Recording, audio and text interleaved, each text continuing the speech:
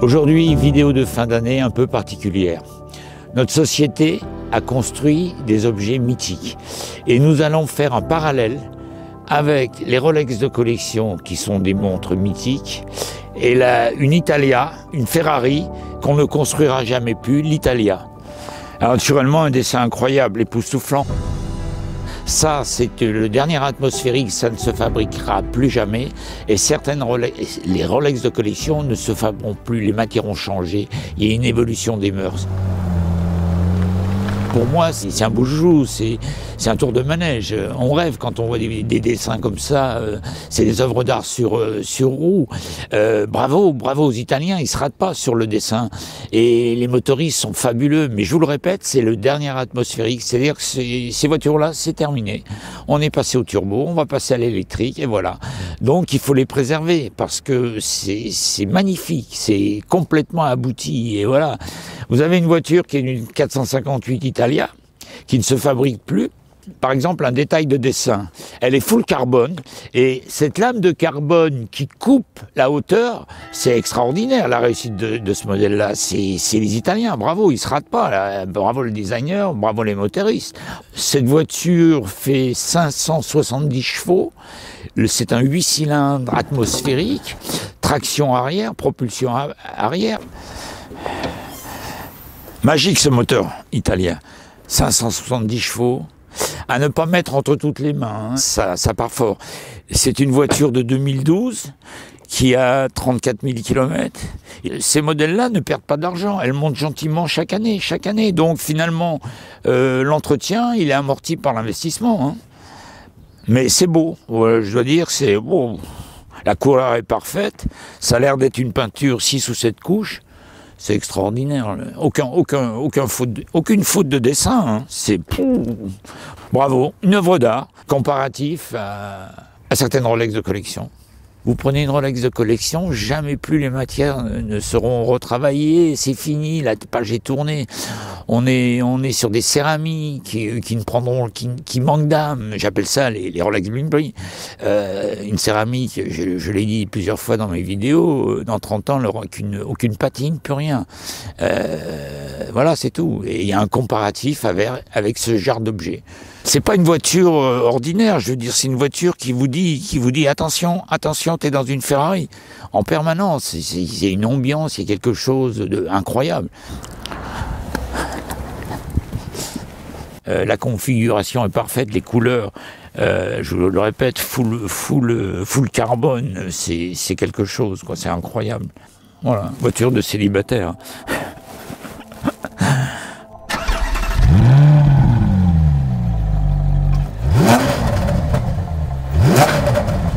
On ressent une puissance.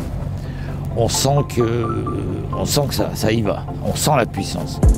Cette bitch me fait du stop en Ferrari 458 Italia de Ferrari en live de périscope en Ferrari qui passe à la playa. Le ressenti, c'est en contact direct avec la route, très basse, une direction chirurgicale, très directe. Les accélérations sont stupéfiantes. Je crois qu'elle fait 0 à 100, 3 secondes 4. Ah, je suis prudent quand même, parce que ça part vite.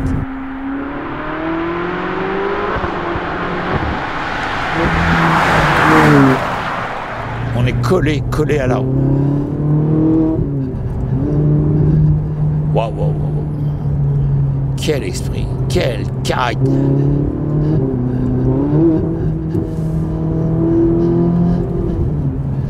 Waouh. Énorme tempérament. Par contre, attention au coup de raquette, hein, faut maîtriser. Forte accélération, ça pousse très fort.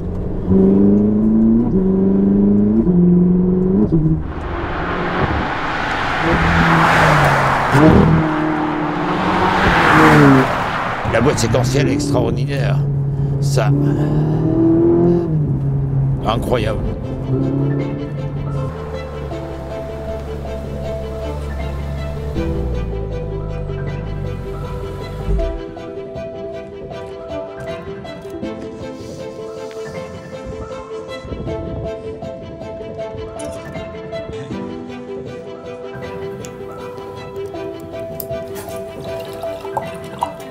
Dans cette vidéo, je voulais revenir sur certains commentaires faits par les personnes qui nous traitent de spéculateurs, qui nous enlèvent notre passion et qui disent « il y a beaucoup de fric, on ne parle que de fric ».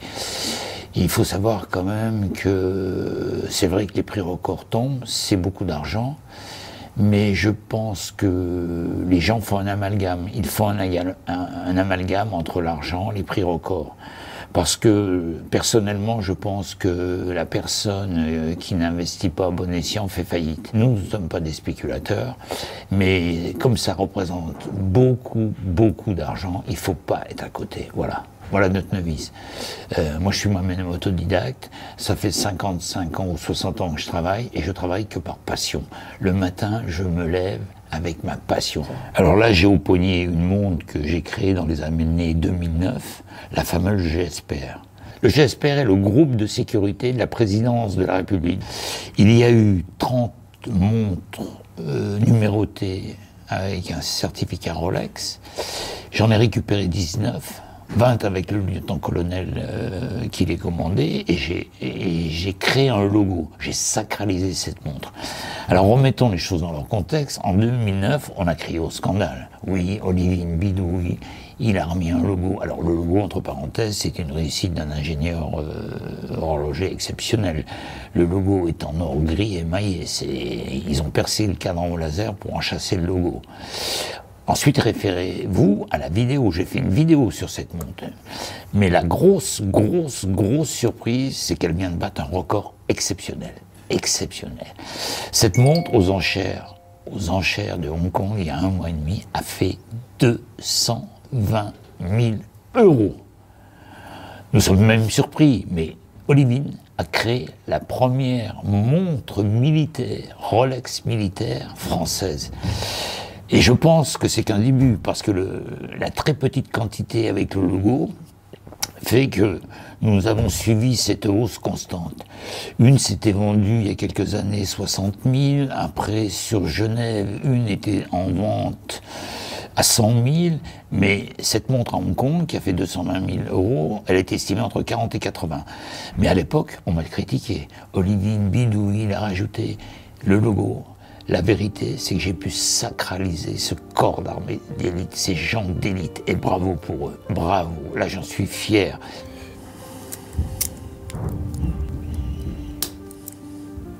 Pièce mythique.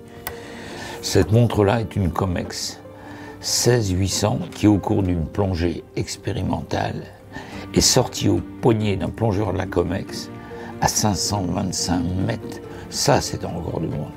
Il faut savoir que cette référence n'étend qu'à 300 mètres. Imaginez la résistance de cette montre-là.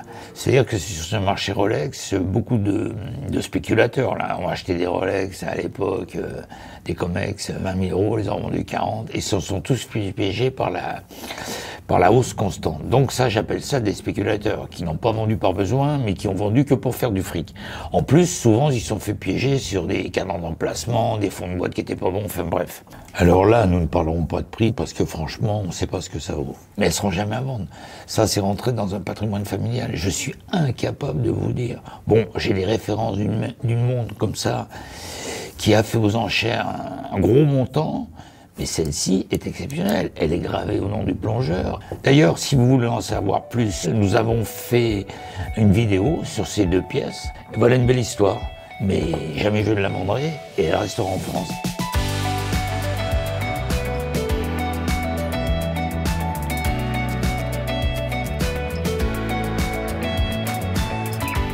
Dans cette vidéo de fin d'année, il y a beaucoup d'actualités sur Rolex. Tout d'abord, nous allons parler de la bulle qui s'est créée, ce marché de bulles sur les pièces céramiques. Notre explication est la suivante. Rolex construit une usine de 1 milliard. Nous pensons que la fabrication Rolex en 2024, avec cette nouvelle usine, ils vont fabriquer 2 millions de montres. Rolex est une machine de guerre. Ils ont une capacité de fabriquer incroyable. Ils sont passés de 4 milliards d'euros à 8 milliards. Et pour nous, le prévisionnel de 2024, c'est peut-être 14-15 milliards. C'est incroyable. Ils relancent l'artisanat horloger, ils forment des horlogers, ils payent très très bien leur personnel. Tout le monde veut rentrer chez Rolex. Et ça, c'est incroyable, cette croissance qu'ils vont prendre. Alors ce marché spéculatif de bulles, parce qu'une bulle, quand ça craque, vous savez quand ça commence, mais vous ne savez jamais quand ça finit. Notre prévisionnel, c'est de dire, attention, les Datejust en 41, en 2024, seront vendus moins cher que le prix catalogue. Vous avez des gens qui achetaient des Daito 45, 48 000, qui valaient 14 000 en catalogue, qui étaient toujours fabriqués, qui vous disaient, même si votre train va prendre 10 000 cette année, ouais, elle a descendu de 25 000. Voilà le problème. Et jusqu'à maintenant, dans l'analyse des nouvelles Rolex, des nouvelles céramiques, on ne s'est pas trompé. On ne s'est pas trompé. La chute, on l'avait prévue.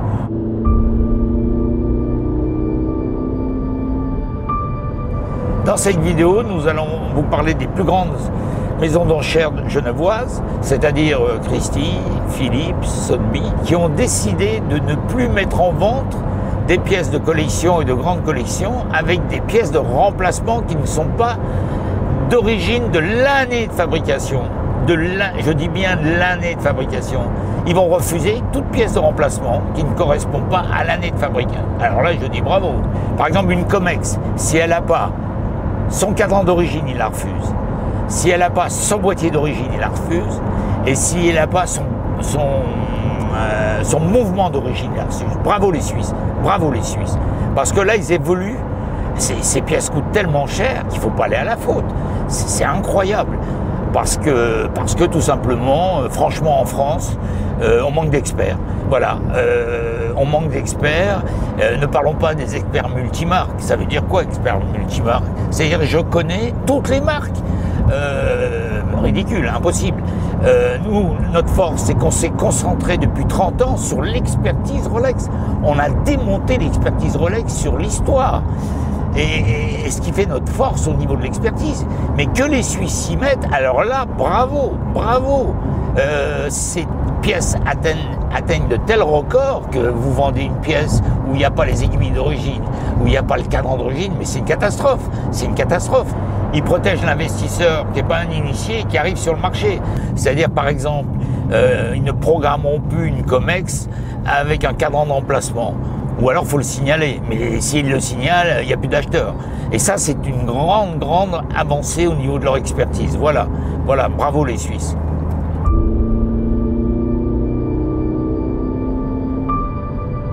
L'info de cette dernière vidéo, c'est que Rolex a décidé de vendre des montres d'occasion. Moi, je préfère plus élégamment la seconde main. Soit, ils ont décidé d'émettre un certificat. D'accord. C'est-à-dire que l'expertise Rolex, ils vous disent, voilà, ça passe dans un atelier, c'est expertisé. Oui, alors c'est quoi l'expertise Rolex? C'est-à-dire qu'ils vous disent, attention, il n'y a aucune fausse pièce dans la Rolex. Mais il y a souvent des pièces qui ne sont pas d'origine à l'année de fabrication. Comprenons bien. La certification Rolex, pour moi, c'est du vent. Ça va coûter plus cher à l'acheteur parce qu'ils vont facturer ce certificat. Ils vont vous dire, oui, mais tout est Rolex. C'est-à-dire qu'ils vont vous dire, il n'y a pas de fausses pièces sur cette montre.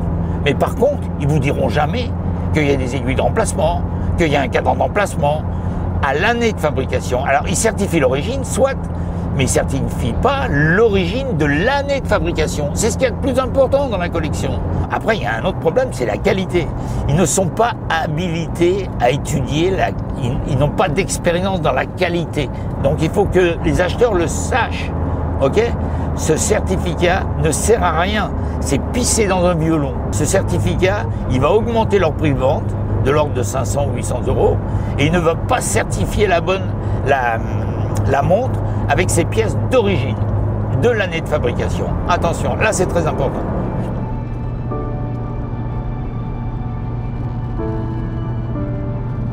Que ce soit Rolex ou ce genre de véhicule, c'est des œuvres d'art.